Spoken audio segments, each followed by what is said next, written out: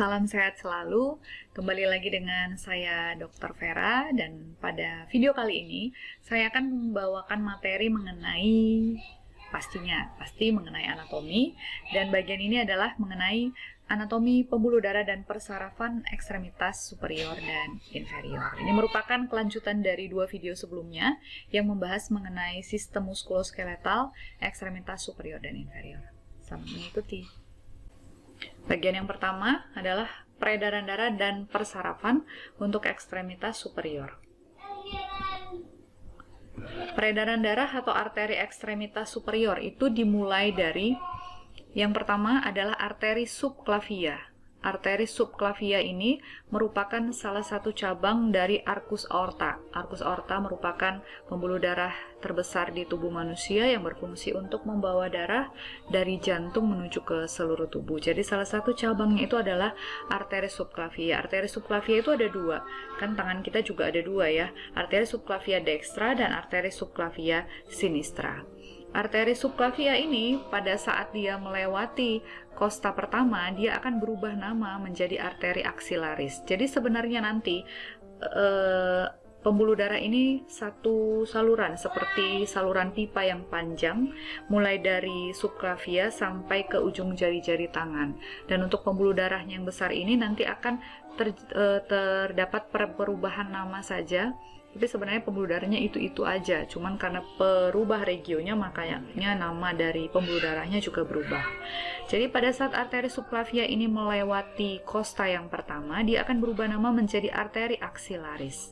Jadi arteri axillaris ini tepatnya dimulai dari kosta yang pertama, kosta iga kita yang pertama, sampai batas inferior dari musculus teres major. Nah, setelah dia melewati bagian inferior dari teres major, jadi kira-kira teres major itu ada di sini. Diingat kembali kemarin teres major di penjelasan video saya mengenai muskuloskeletal ekstremitas superior, bahwa teres major itu merupakan salah satu otot rotator cuff yang dia melekat pada bagian posterior dari scapula. Nah, setelah bagian sebelah inferior dari teres major, dia akan berubah nama menjadi arteri brachialis. Jadi arteri brachialis ini start dari bagian inferior teres major sampai ke fossa cubiti, sampai di sini. Nanti dia akan bercabang dua dan berubah nama lagi.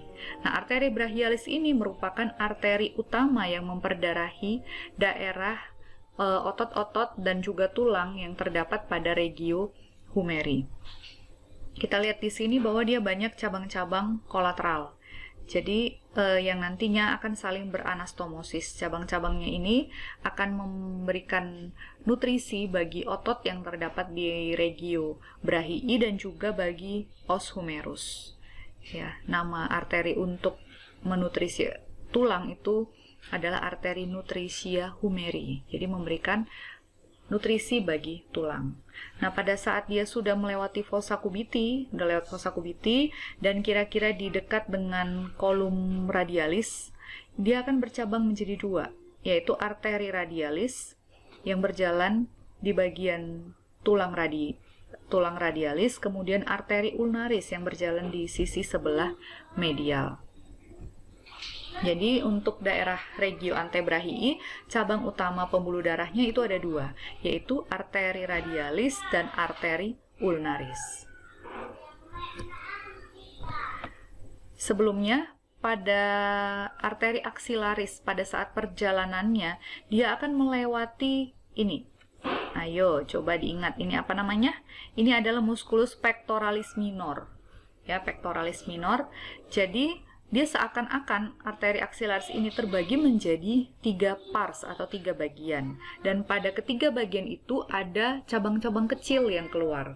Kita lihat pada bagian yang pertama, yaitu sebelum dia melewati musculus pectoralis minor, ini di sini itu ada cabang yang keluar.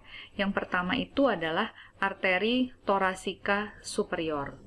Kemudian bagian yang kedua itu ada arteri thoracoacromialis dan arteri thoracika lateralis. Tidak ada di gambar ini. Kemudian bagian yang ketiga, pada saat dia melewati bagian pectoralis minor, dia memiliki 3 cabang. Yang pertama itu adalah arteri subscapularis. subscapularis ini merupakan cabang arteri aksilaris yang terbesar. Kemudian arteri circumflexa humeri, dia ada dua, yaitu yang anterior dan yang posterior, di mana keduanya ini berfungsi untuk memperdarahi bagian kolum humeri, columna os humerus, atau bagian leher dari os humerus. Di sini kita lihat gambarnya lebih di zoom lagi mengenai arteri brachialis.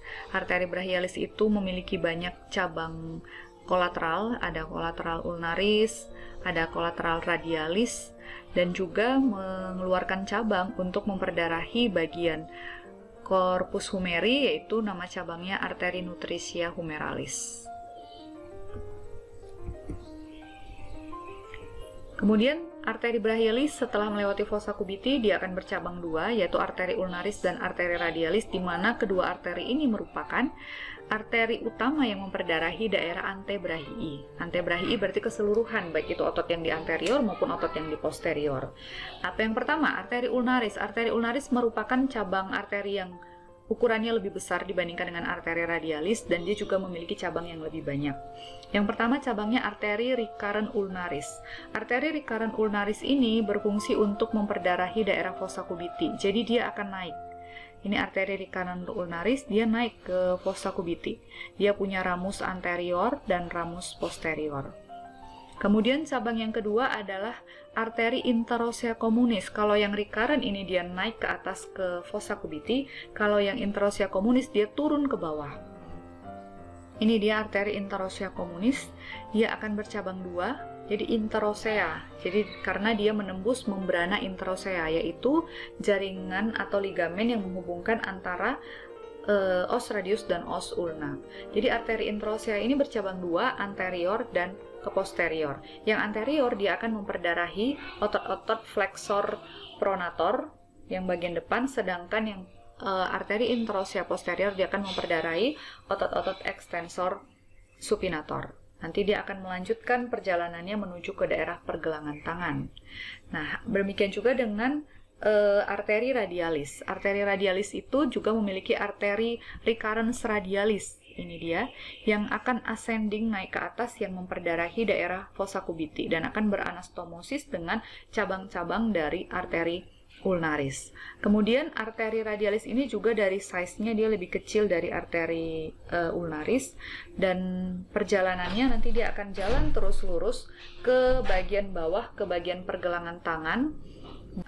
Pada permukaan tangan, arteri ulnaris dan arteri radialis ini dia akan sama-sama memberikan cabang, baik dia di bagian superficial maupun bagian profunda dari manus. Tetapi yang arteri ulnaris dia lebih dominan memberikan cabang ke bagian arcus palmaris yang superficialis, sedangkan kalau yang radialis dia lebih dominan memberikan cabang ke arcus palmaris profundus. Kita lihat di gambar ini adalah arteri ulnaris, ini arteri radialis. Arteri ulnaris dia akan mengeluarkan cabang ke bagian tengah ini, itu disebut dengan arteri interossea communis, yang akan bercabang menjadi arteri interossea communis anterior dan yang posterior. Sementara kalau arteri radialis dia akan berjalan lurus terus menuju ke pergelangan tangan. Arteri radialis itu akan lebih dominan memberikan cabang ke arcus palmaris profundus, Kemudian yang arteri ulnaris dia akan lebih memberikan cabang ke arcus palmaris superficialis. Kemudian nanti dari arcus itu akan keluar cabang-cabang yang kecil dan panjang yang akan memperdarahi daerah metakarpal dan selanjutnya ke arteri digitalis, yaitu ke jari-jari tangan. Setelah arteri, selanjutnya vena atau pembuluh darah balik. Pembuluh darah vena ekstremitas superior itu ada dua jenis. Yang pertama itu yang superficialis. Superficial artinya kan dekat dengan permukaan tubuh. Artinya vena ini dia posisinya subkutan, jadi dia di bawah lapisan kulit. Kemudian selanjutnya vena profunda. Vena profunda itu dia di lebih dalam posisinya dan dia berjalan beriringan dengan arteri. Jadi arteri dan vena itu di dalam tubuh itu jalannya itu hampir sebagian besar selalu beriringan. Jadi nama venanya adalah nama arterinya. Itulah untuk vena profunda. Nah, untuk vena superficialis dia ada dua, yaitu vena cephalica dan vena basilica. Tapi sebelumnya kita bahas dulu yang vena profunda. Ini lebih gampang karena kita sudah membahas arterinya sebelumnya. Nah, untuk vena profunda, jadi kalau kita bahas vena berarti kita tidak berbicara dari proksimal ke distal, tapi kita arah sebaliknya karena dia aliran darahnya aliran darah balik. Jadi kita mulai berbicara dari vena di daerah manus. Pada manus tadi vena-vena dari digitalis, vena metacarpalis itu akan bermuara pada arcus venosus palmaris superficialis dan profundus. Kenapa sih dia disebut arcus? Karena seperti di gambar yang tadi memang dia melengkung, dia membentuk arcus baik di superficial maupun di profundus. Jadi arcus vena-vena dari yang kecil-kecil dari digitalis, dari metacarpal itu akan bermuara di arcus venosus palmaris baik yang superficialis maupun yang profundus. Kemudian nanti akan dialirkan menuju ke vena radialis dan vena ulnaris, juga vena interosea profunda.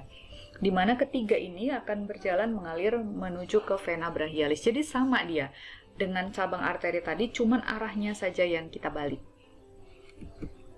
Kita lihat gambarnya untuk yang vena profunda yang ini. Jadi vena-vena dari vena digitalis, vena metacarpalis, kemudian dia akan bermuara ke arcus venosus palmaris, profundus, dan superficialis. Lalu dia akan bermuara ke vena radialis, vena ulnaris. Nanti keduanya akan bergabung dan bermuara pada vena brachialis. Itu untuk yang vena pembuluh darah yang profunda.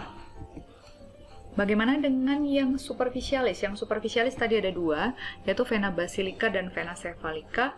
Vena basilica itu berjalan di sepanjang sisi ulnar, sedangkan vena cephalica dia berjalan di sisi lateral. Vena basilica dia berjalan di arah medial, jadi dia akan darah dari pembuluh-pembuluh vena di bagian dorsal yang superficial, dia akan bermuara pada vena basilica dan vena cephalica.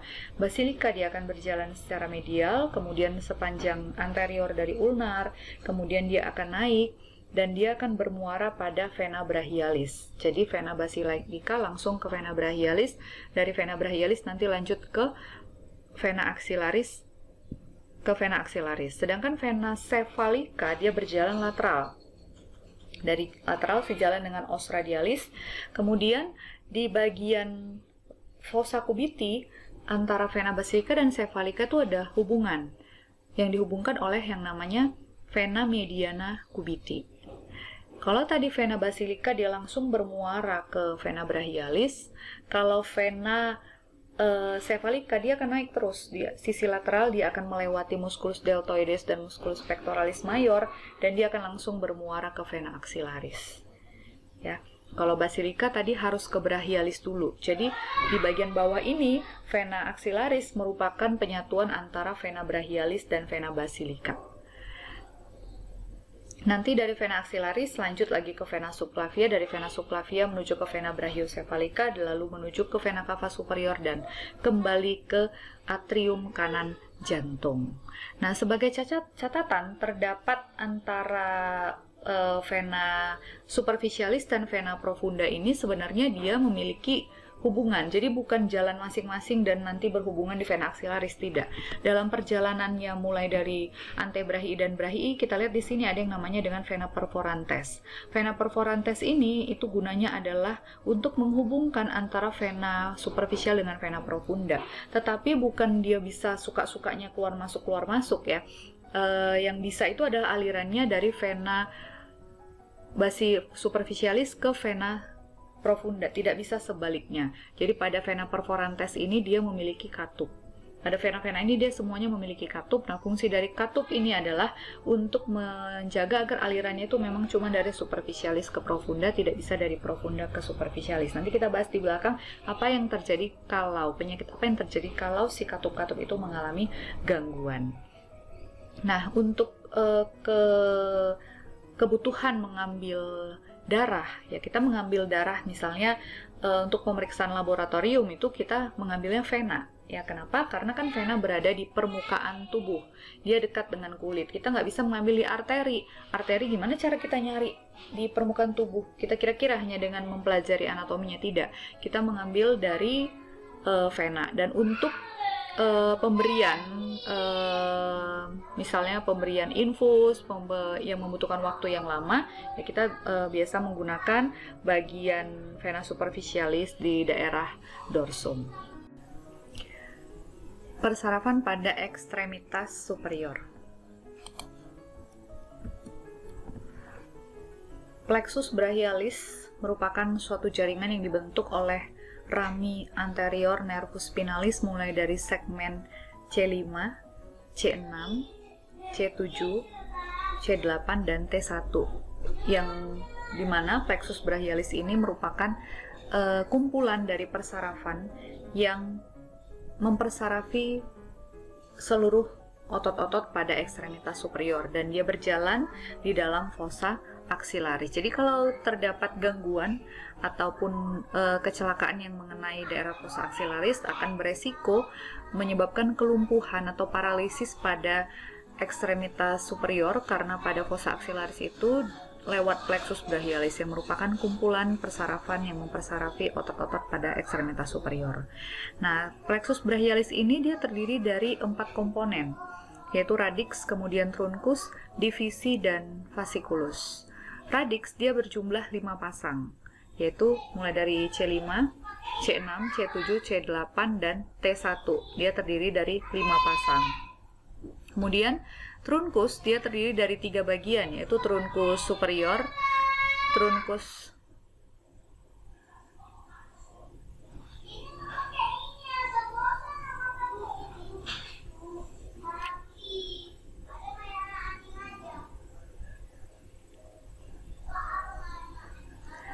plexus brachialis terdiri dari 4 komponen, yaitu radix, kemudian truncus, divisi, dan fasciculus. Radix berjumlah 5 pasang, ya C5, C6, C7, C8, dan T1, ada 5 pasang. Kemudian truncus itu terdiri dari 3, yaitu truncus superior, truncus medius, dan truncus inferior. Truncus superior itu merupakan penggabungan dari radix 5 dan 6. Truncus medius itu penggabungan dari radix C7, terdiri dari radix C7 saja, dan truncus inferior merupakan penggabungan dari radix C8 dan T1. Selanjutnya adalah divisi. Jadi masing-masing truncus ini, baik yang superior, medius, dan inferior, dia akan bercabang menjadi 2 cabang, yaitu cabang anterior dan cabang posterior. Nah, itu disebut dengan divisi. Kemudian bagian yang terakhir adalah fasciculus. Kita lihat gambar di berikutnya supaya lebih jelas. Nah, ini adalah plexus brachialis itu. Plexus brachialis yang berjalan melewati fossa aksilaris. Plexus brachialis merupakan kumpulan dari rami anterior mulai dari C5, C6, C7, C8, dan T1. Oke. Yang pertama bagiannya itu adalah radix tadi, radix C5, akar, radix itu akar ya. C5, C6, C7, C8, dan T1. Ini masing-masing disebut dengan radix. Kemudian selanjutnya adalah truncus. Truncus itu terdiri dari truncus superior, truncus medius, dan truncus inferior. Truncus superior itu merupakan penggabungan dari radix C5 dan C6. Itu disebut dengan truncus superior. Truncus media itu hanya terdiri dari radix C7. Kemudian truncus inferior itu merupakan penggabungan dari radix C8 dan radix T1. Selanjutnya adalah divisi. Divisi itu merupakan percabangan anterior dan posterior masing-masing truncus. Jadi ini cabang anterior posterior, anterior posterior, anterior, dan posterior. Kemudian bagian yang terakhir itu adalah fasciculus, sebelum dia ke cabang persarafannya. Fasciculus itu terdiri dari fasciculus lateralis, fasciculus posterior, dan fasciculus media. Fasciculus lateralis itu merupakan penggabungan divisi anterior dari truncus superior dan truncus media. Itu fasciculus lateralis. Kemudian fasciculus posterior merupakan penggabungan divisi posterior dari ketiga truncus. Dan yang terakhir adalah fasciculus medial, merupakan penggabungan yang merupakan divisi anterior dari trunkus inferior. Oke ya. Kemarin kita lihat sekarang percabangan persarafannya. Dari fasciculus lateralis itu merupakan sumber dari nervus musculocutaneus. Jadi di sini saya hanya membahas nervus yang besarnya saja, ya, cabang-cabang yang besarnya. Yang dari fasciculus lateralis cabang besarnya itu adalah nervus musculocutaneus, sedangkan dari fasciculus lateralis dan sebagian fasciculus medial itu adalah nervus medianus. Lalu dari fasciculus posterior itu ada dua cabang penting, yaitu nervus axillaris dan nervus radialis. Dan juga ada sebagian kecil dari nervus medialis sebenarnya ya. Tapi kalau sebagian besarnya itu dari sini. Kemudian kalau dari fasciculus medialis itu adalah nervus ulnaris. Kita lihat di gambar yang lebih animasi. Nah, ini tadi dia terdiri dari radix, kemudian trunkus, divisi, fasciculus, dan cabang terakhirnya, cabang-cabang persarafannya. Radixnya dari C5, C6, C7, C8, dan T1. Kemudian radix C5 dan C6 bergabung membentuk trunkus superior, radix C7 membentuk trunkus media, dan radix C8 dan T1 membentuk trunkus inferior. Masing-masing trunkus itu akan bercabang dua, cabang anterior dan posterior. Baru selanjutnya, cabang divisi akan membentuk fasciculus atau korda. Fasciculus lateral itu merupakan penyatuan divisi anterior dari trunkus superior dan trunkus media. Kemudian fasciculus posterior merupakan penggabungan ketiga divisi posterior dari ketiga trunkus. Kemudian yang terakhir, fasciculus medial merupakan yang berasal dari divisi anterior dari trunkus inferior. Ya, nanti dari lateral ini akan keluar cabang nervus musculocutaneus, kemudian dari lateral dan medial akan keluar cabang nervus medianus, dari fasciculus medial keluar nervus ulnaris, dan dari posterior keluar nervus axillaris dan nervus radialis. Nah, fasciculus tadi ini sudah disebutkan ya untuk cabang-cabang persarafannya. Saya ulang lagi, untuk fasciculus lateralis itu ada nervus musculocutaneus dan nervus medianus. Kemudian fasciculus medialis itu mengeluarkan cabang nervus ulnaris, juga ada cabang untuk sensori di bagian kulit yaitu nervus cutaneus brachii medialis dan lateralis. Nervus cutaneus brachii medialis dan nervus cutaneus antebrachii medialis. Kemudian pada fasciculus posterior dia akan mengeluarkan cabang nervus radialis dan nervus axillaris.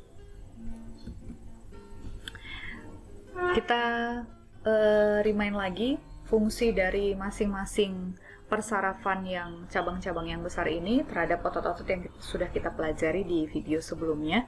Nervus ulnaris ini tadi berasal dari fasciculus medialis. Ya.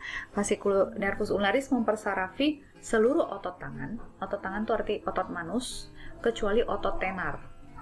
Kecuali otot tenar itu kan otot yang tiga jari. Ya, kemudian ditambah dengan muskulus pada bagian antebrachii, yaitu musculus flexor carpi ulnaris dan musculus flexor digitorum profundus.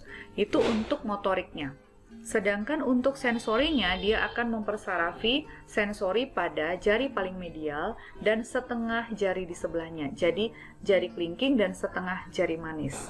Ikut permukaan palmar dan permukaan dorsalnya. Itulah nervus ulnaris.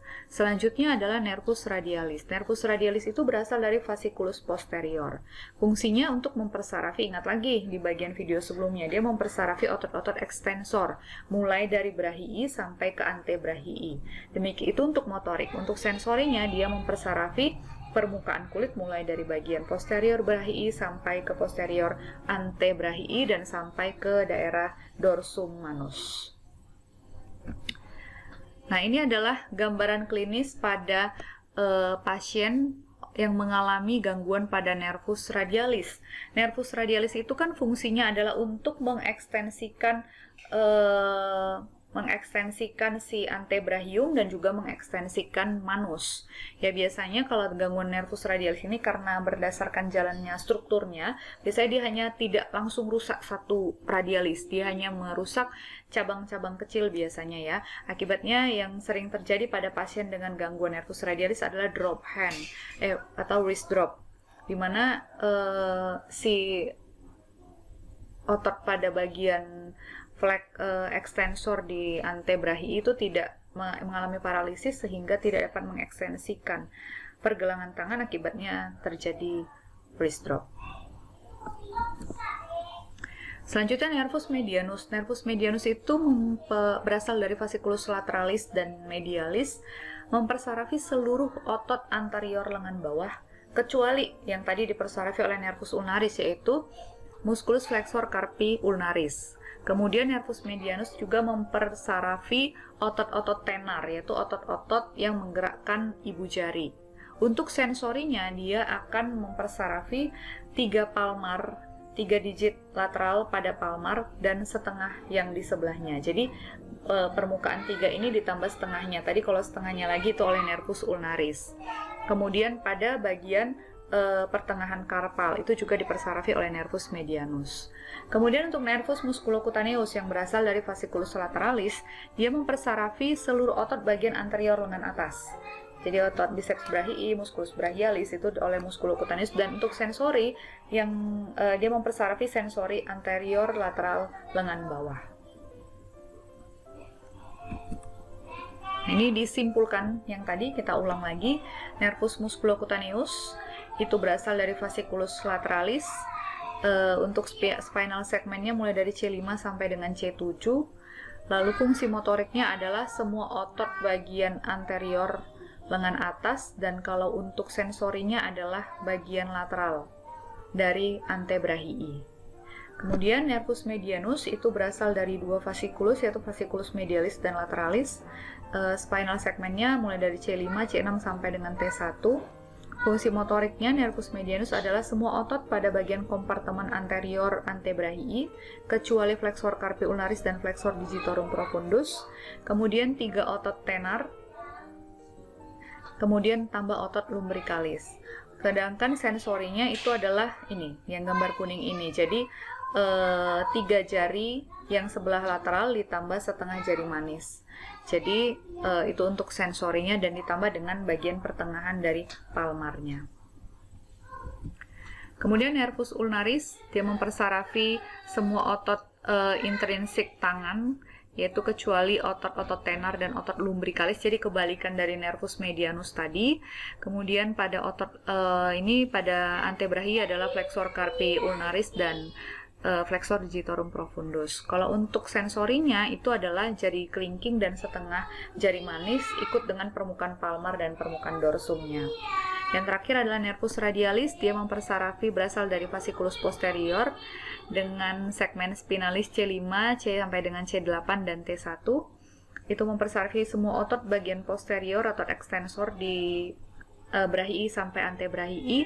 Untuk sensorinya itu adalah bagian permukaan belakang dari tangan sampai ke daerah manus juga, bagian lateral permukaan lateral dorsum dari manus. Nah, bila terjadi fraktur pada humerus termasuk salah satu struktur tulang yang pada ekstremitas superior yang sering mengalami fraktur. Bila dia terjadi fraktur pada kolum chirurgicum sebagai bagian yang paling rapuh, maka bisa mengenai arteri axillaris dan nervus axillaris. Kita tahu tadi nervus axillaris ini merupakan cabang dari fasciculus posterior. Kemudian yang di daerah pertengahan, kalau dia frakturnya di bagian korpus, maka akan mengenai nervus radialis. Nervus radialis tadi sudah disebutkan fungsi motorik dan sensoriknya, dan bisa kalian bayangkan apa gangguan yang mungkin terjadi. Salah satunya tadi sudah disebutkan adalah wrist drop. Kemudian yang berikutnya adalah di daerah epicondylus medialis. Kalau frakturnya di sini, maka bisa mengenai nervus ulnaris. Nervus ulnaris tadi ototnya dia mempersarafi sensori di daerah medial, kemudian juga daerah juga motorik di daerah manus dan di daerah antebrachiae. Nah, untuk gangguan pada plexus brachialis itu bisa dibagi menjadi dua yang paling sering. Yang pertama, dan gangguan pada plexus brachialis ini bisa menimbulkan gangguan pada motoriknya atau pergerakannya dan juga pada sensorinya. Cedera pada bagian superior plexus brachialis itu bila mengenai C5 dan C6 itu disebut dengan Erbs-Duchenne palsy. Ini terjadi apabila jarak antara kepala dan bahu ini menjauh, hiper jaraknya. Contohnya misalnya jatuh dari sepeda motor atau pada pertolongan persalinan yang susah, yang melakukan persalinan normal ya, beresiko menarik kepala bayi sehingga jarak antara bagian kepala dan bagian bahunya besar itu bisa mengenai bagian superior plexus brachialis. Apa yang terjadi? Apa gejala yang bisa terjadi? Itu gambarannya seperti waiter stiff position. Jadi tangannya itu aduksi, jadi tangannya mendekat ke tubuh. Kemudian dia rotasi medial, elbow-nya ekstensi, dia nggak bisa fleksi, dia lemah, bisa tapi tidak kuat berlama-lama. Kemudian palmarnya ini menghadap ke posterior. Jadi dia seperti gambar yang B posisinya. Ini disebut dengan waiter stiff position. Kenapa ya bisa terjadi? Dia mengalami adduksi shoulder. Kenapa? Karena C5 dan C6 ini dia akan mengenai nervus musculocutaneus dan nervus axillaris. Nervus axillaris itu dia mempersarafi otot-otot abduktor dari bahu. Karena dia mengalami paralisis, maka si bahu itu dia akan posisinya adduksi. Dia tidak bisa melakukan abduksi. Kemudian mengalami rotasi medial. Kenapa? Karena nervus axillaris itu dia mempersarafi otot-otot yang berfungsi untuk rotator lateral dari humerus, yaitu infraspinatus dan teres minor. Nah, bila otot itu terganggu, akibatnya si armnya itu tidak bisa rotasi lateral. Ya tidak. Jadi fungsi otot di dalam tubuh itu kan dia sinergis. Jadi kalau dia ada yang rotasi lateral, dia ada yang rotasi medial, dan kerjanya itu harus sinergis sehingga posisi ekstremitas atau gait badan kita itu bisa normal. Nah, kalau misalnya otot rotator lateralnya itu mengalami paralisis ya, berarti kan sudah tidak seimbang, tidak ada yang bisa melakukan rotasi lateral. Akibatnya tangan tuh cenderung dipaksa untuk berotasi ke medial, sehingga gejalanya itu muncul adalah rotasi medial. Kemudian extended blow. Kok bisa extended elbow? Karena bila mengenai bagian plexus brachialis superior, dia mengenai nervus musculocutaneus. Nervus musculocutaneus itu berfungsi untuk mempersarafi otot-otot flexor pada bagian brachii. Sehingga kalau dia mengalami paralisis, sehingga tangan itu fungsi fleksinya menjadi terganggu, maka tangan akan cenderung ekstensi saja. Oke. Nah, ini dia gambarannya kalau dia mengenai C5 dan C6 untuk trunkus bagian superior, dia itu akan mengenai nervus musculocutaneus, juga dia bisa mengenai cabang posterior, yaitu tepatnya adalah nervus axillaris. Nah, bagaimana kalau dia mengenai plexus brachialis yang inferior? Yang inferior itu dia C8 dengan T1. Nama lainnya adalah Klumpke palsy. Bila contohnya kejadiannya kebalikannya. Kalau tadi yang superior plexus brachialis adalah jarak antara kepala dan bahunya itu terlalu lebar. Kalau ini jaraknya terlalu dipaksa gini, terlalu dekat. Contohnya kejadiannya adalah pada ini pasien yang jatuh ya, jadi dia menahan berat badannya dengan menggunakan tangan, atau pada membantu persalinan. Jadi tangannya adalah presentasi tangan atau tangan yang duluan keluar dan dia ditarik. Itu juga beresiko. Nah, apa gejalanya yang terjadi kalau dia mengenai C8 dan T1? Persarafan yang bisa kena itu adalah nervus ulnaris. Jadi gejalanya itu biasa lebih mengenai otot-otot pendek ya, kata pada otot tangan. Nah, nervus ulnaris tadi kan dia mempersarafi flexor carpi ulnaris di bagian ini, kemudian dia mempersarafi sensori di bagian ini. Maka gejala yang muncul itu adalah tangan itu cenderung dia abduksi ke arah radialis. Ya, ke arah radialis diabduksi. Kenapa? Karena otot di sini mengalami paralisis, jadi tidak ada kesinergisan untuk memposisikan tangan di posisi anatomi. Kemudian dia juga akan kehilangan fleksi dan abduksi-aduksi jari-jari tangan. Loh, kok bisa? Kan dia hanya mempersarafi yang otot ini tadi. Jadi selain mempersarafi yang fleksi yang otot di bagian hipotenar, dia juga mempersarafi otot musculus interossea palmaris dan dorsalis yang di tengah ini. Makanya, gangguan pada plexus brachialis inferior, pasien juga mengalami kelemahan pada fleksi jari yang kelima, 4, 3, 2, ditambah kelemahan untuk melakukan gerakan abduksi dan aduksi. Oke, bagian selanjutnya itu adalah bagian terakhir, peredaran darah dan persarafan ekstremitas inferior. Oke, bagian yang awal, yang pertama itu adalah peredaran darah arteri untuk ekstremitas inferior. Arteri utama yang memperdarahi tungkai bawah itu adalah arteri femoralis. Arteri femoralis ini berasal dari arteri iliaca externa. Arteri iliaca externa ini merupakan salah satu cabang dari aorta abdominalis. Jadi arteri iliaca externa bercabang menjadi arteri femoralis.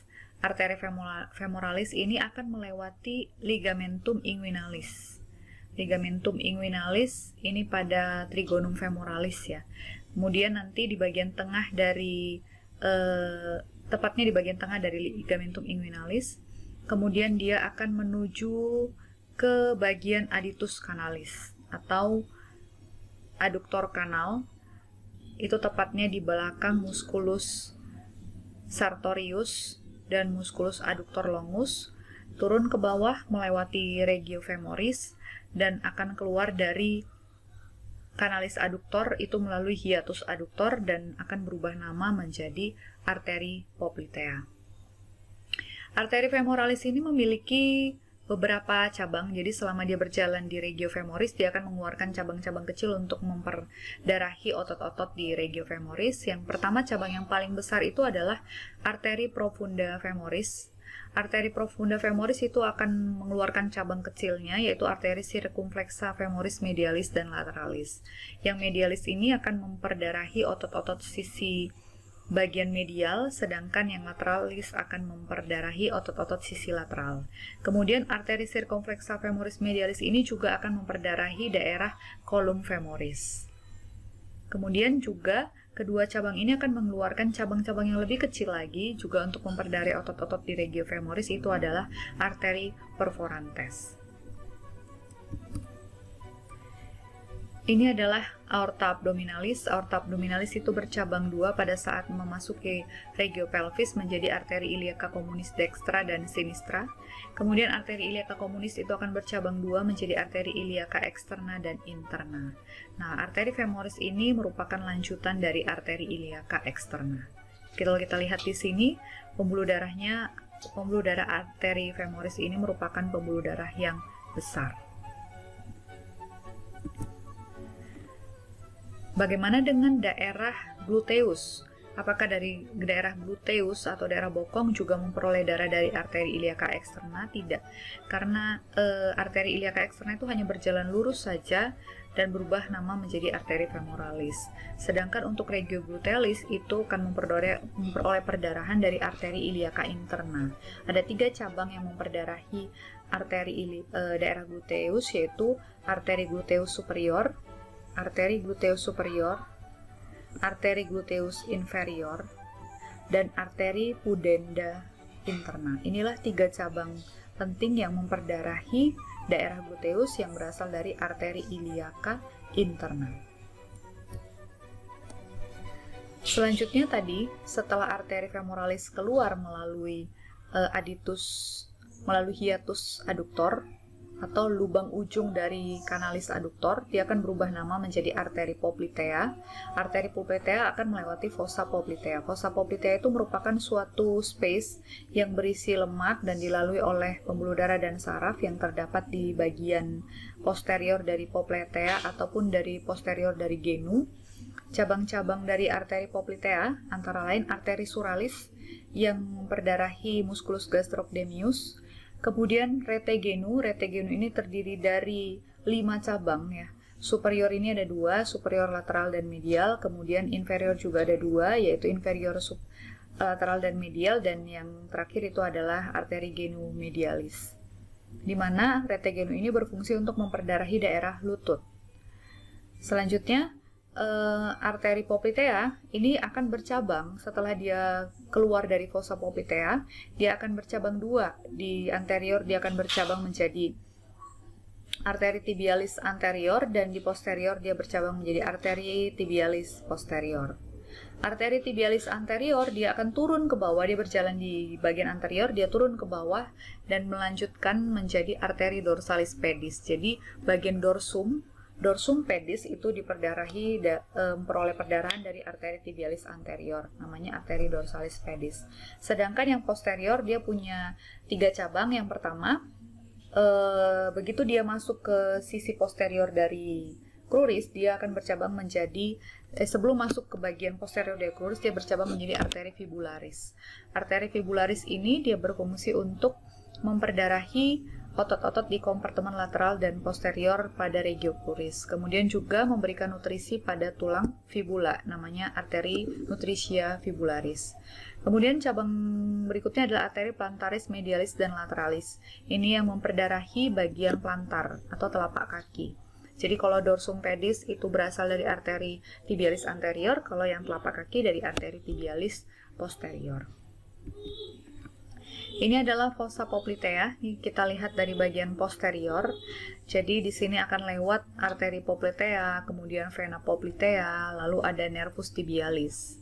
Lalu kalau kita lihat dari sisi anterior, ototnya dihilangkan, kita bisa melihat rete genu, merupakan cabang dari arteri poplitea, yaitu rete genus lateralis superior, rete genu lateralis inferior, rete genu medialis superior, rete genu medialis inferior, dan rete genu medialis. Ini memperdarahi daerah genu. Kalau kita lihat di sini, fossa poplitea itu terdiri dari batas-batas, yaitu kalau dia di sebelah superolateral itu batasnya adalah musculus biceps femoris, kemudian superolateral itu adalah musculus semitendinosus, dan bagian inferiornya itu adalah musculus gastrocnemius, baik yang kaput medial maupun yang kaput lateral, sesuai dengan arahnya. Oke, ini adalah fossa poplitea. Nah, ini pembuluh darahnya. Poplitea akan turun. Begitu dia keluar dari fossa poplitea, dia akan bercabang menjadi anterior dan posterior. Yang anterior itu akan menjadi arteri tibialis anterior dan turun ke bawah membentuk cabang arteri dorsalis pedis. Kemudian yang bagian posterior dia ada 2 cabangnya. Yang pertama adalah yang kecil arteri fibularis, dan yang berikutnya arteri tibialis posterior. Arteri fibularis itu akan bercabang menjadi arteri plantaris medialis dan arteri plantaris lateralis yang memperdarahi bagian plantar dari pedis. Kemudian selanjutnya di daerah pedis, arteri tibialis anterior tadi kan melanjutkan menjadi arteri dorsalis pedis. Arteri dorsalis pedis itu akan membentuk cabang yang memutar seperti ini, itu disebut dengan arteri arcuata. Kemudian dari arteri arcuata itu akan keluar cabang-cabang ke daerah metatarsal dan juga ke digitalis di daerah dorsum. Sedangkan di plantar itu ada 2 cabangnya, yaitu arteri plantaris medialis dan lateralis, kemana keduanya nanti akan membentuk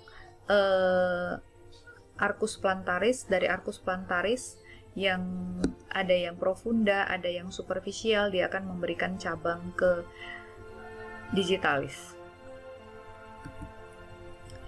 Selanjutnya vena. Sama dengan vena pada ekstremitas superior, pada ekstremitas inferior juga terdiri dari 2 vena, yaitu vena superficialis dan vena profunda. Superficialis dekat permukaan tubuh, profunda yang berjalan beriringan dengan arterinya dengan posisi yang lebih dalam. Vena superficialis dimulai dari vena digitalis. Jadi vena digitalis pada permukaan superficial di bagian jari-jari kaki itu akan bermuara pada arcus venosus dorsalis dan plantaris, jadi baik pada telapak kaki maupun pada punggung kaki, menuju ke vena marginalis medialis dan lateralis.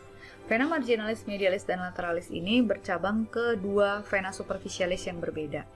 Vena marginalis medialis itu akan menuju ke vena savena magna, sedangkan vena marginalis lateralis dia akan menuju ke vena savena parva. Kemudian vena superficialis juga memiliki vena perforantes. yang berfungsi sebagai penghubung antara vena superficialis dan vena profunda. Tapi alirannya cuma satu, yaitu dari vena superficialis menuju ke vena profunda dan tidak bisa sebaliknya. Jadi di seluruh vena superficialis dan profunda ini dia memiliki katup.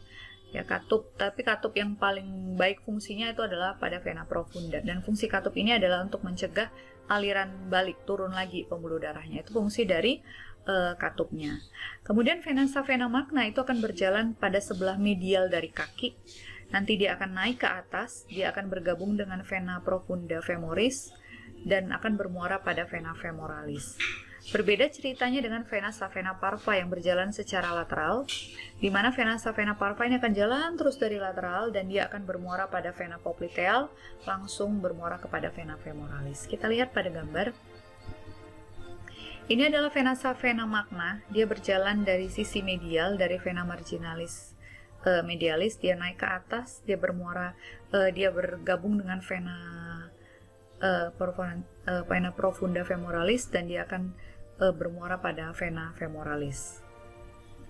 Ya, ini gambarannya kira-kira dari permukaan ini, dia posisinya di bagian anterior dari malleolus medialis. Nah, vena parva dia berjalan secara lateral, dia di bagian posterior dari malleolus lateralis, jalan lateral, kemudian dia naik ke atas dan bergabung dengan vena popliteal. Dari vena popliteal akan bermuara ke vena femoralis. Jadi ujung-ujungnya semua adalah ke vena femoralis. Selanjutnya vena profunda.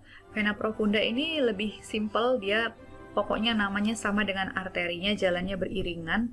Jadi arah alirannya mulai dari arcus venosus dorsalis pedis. Dia itu kalau yang dorsalis pedis tadi kan berasal dari tibialis anterior, maka venanya juga akan kembali ke vena tibialis anterior dan baru berlanjut ke vena femoralis. Kemudian yang di plantaris tadi ada dua, yaitu plantaris medialis dan lateralis. Venanya juga demikian, akan bermuara ke vena fibularis dan vena tibialis posterior, selanjutnya ke vena poplitea dan menuju ke vena femoralis. Dari vena femoralis akan kemana? Dari vena femoralis akan menuju ke vena iliaca externa dan ke vena cava inferior. Jadi kalau ekstremitas atas dia ujungnya ke vena cava superior, ekstremitas inferior dia ke vena cava inferior. Ini yang bagian dorsum pedis tadi, dari vena digitalis, kemudian ke vena dorsalis pedis, naik ke vena tibialis anterior, kemudian menuju ke vena femoralis. Sedangkan kalau yang di bagian plantar itu ada dua, yaitu vena plantaris medialis dan lateralis, kemudian akan menuju ke vena fibulari posterior tibialis dan vena fibularis, kemudian menuju ke vena popliteal dan ke vena femoralis. Lalu keduanya sama ya, depan belakang akan bermuara ke vena femoralis, lalu menuju ke vena iliaca externa dan ke vena cava inferior. Ini adalah yang sudah pasti kalian semuanya tahu, ini adalah varices atau varicose veins dalam bahasa Inggris. Jadi terjadi dilatasi pada vena superficialis di bagian ekstremitas. Sebenarnya varices itu dapat terjadi di berbagai tempat di dalam tubuh, jadi bukan hanya di kaki ya. Jadi kenapa bisa terjadi varices? Jadi tadi saya sudah sebutkan bahwa seluruh vena baik superficialis maupun profunda itu punya katup. Tetapi katup yang paling baik itu adalah milik vena profunda. Nah, pada varices ini terjadi kerusakan katup pada vena perforantes. Akibatnya darah dari vena bukan hanya pada vena perforantes, pada bagian-bagian vena, baik pada superficialis, profunda itu bisa mengalami gangguan. Akibatnya apa? Terjadi aliran balik dari vena profunda ke superficialis. Normalnya aliran vena itu kan tadi hanya bisa dari vena superficialis ke vena profunda melalui vena perforantes. Ini jadi bisa bolak-balik. Akibatnya apa? Darah dari vena profunda itu kan lebih banyak ya, dan tekanannya juga lebih besar karena dia lebih dekat dengan otot. Akibatnya darah itu akan banyak kembali ke vena superficialis. Vena superficialis lama-kelamaan nanti darah itu akan menumpuk di vena superficialis, dia statis, dia akan merusak dinding pembuluh darah, dia menjadi melebar karena yang biasanya aliran darahnya sedikit ini malah jadi banyak karena tambahan dari aliran darah dari vena profunda. Akibatnya statislah darah di vena itu, dindingnya itu menjadi melebar, mengalami dilatasi. Itulah muncul penyakit yang disebut dengan varises atau varicose vein. Bagian yang terakhir, persarafan ekstremitas inferior. Persarafan ekstremitas inferior itu berasal dari plexus lumbosakralis. Lumbosakralis berarti hasil dari lumbalis dan dari sakralis. Plexus lumbalis itu terdiri dari L1, L3 dan sebagian L4, sedangkan plexus lumbosakralis terdiri dari L4 dan rami anterior L5 ditambah dengan S1 sampai dengan S4. Saya hanya membahas otot persarafan yang besar-besar. Yang pertama itu adalah nervus femoralis, itu berasal dari L2 sampai dengan L4. Untuk motoriknya sudah saya bahas di video ekstremitas inferior khusus untuk muskuloskeletal. Jadi ini saya hanya membahas mengenai sensorinya. Jadi femoralis itu mempersarafi sensori bagian anterior dari paha, kemudian bagian medial dari genu, dan bagian medial dari cruris dan pedis. Untuk nervus obturatorius, dia berasal dari L2 sampai L4 juga. Untuk sensorinya, dia mempersarafi bagian medial dari femoris. Medial, kalau tadi anterior kan nervus femoralis. Kemudian nervus sciatic ini merupakan cabang persarafan terbesar pada ekstremitas inferior. Dia mulai dari L4 sampai dengan S3. Untuk sensorinya, dia mempersarafi bagian lateral dari cruris, kemudian bagian dorsum pedis dan bagian plantar pedis. Nervus sciatic. Nervus sciatic ini merupakan nervus terbesar di tubuh manusia sebenarnya, bukan hanya di ekstremitas inferior, tapi di tubuh manusia. Dia berjalan di bagian bawah dari gluteus maximus, musculus gluteus maximus, kemudian melewati bidang antara trochanter mayor dan tuber ischiadicum dan turun ke bagian posterior dari femoris. Nah, tempat salah satu melakukan penyuntikan intramuskular itu yang paling sering dilakukan adalah pada daerah gluteus. Kenapa? Karena ototnya permukaannya besar, jadi penyerapan dari obat itu bisa lebih luas gitu, jadi bisa lebih cepat. Nah, tempat hati-hati melakukan penyuntikan karena pada gluteus maximus itu ada lewat nervus sciatic. Nervus sciatic ini kan mempersarafi bagian ekstremitas, otot-otot di bagian ekstremitas inferior. Jadi penyuntikan yang paling aman itu adalah dilakukan pada daerah gluteus medius, jadi bagian superolateral. Nanti kalian akan belajar di mana posisi tepatnya untuk melakukan penyuntikan pada daerah gluteus ini. Oke. Demikian penjelasan saya mengenai peredaran darah dan persarafan dari ekstremitas superior dan inferior. Sebelumnya saya mohon maaf apabila selama video ini ada banyak suara tambahan di sekitar saya karena saya melakukan perekamannya di rumah. Oke, salam sehat selalu. Semoga video ini bermanfaat untuk memberikan pengetahuan-pengetahuan yang baru bagi kalian. Terima kasih.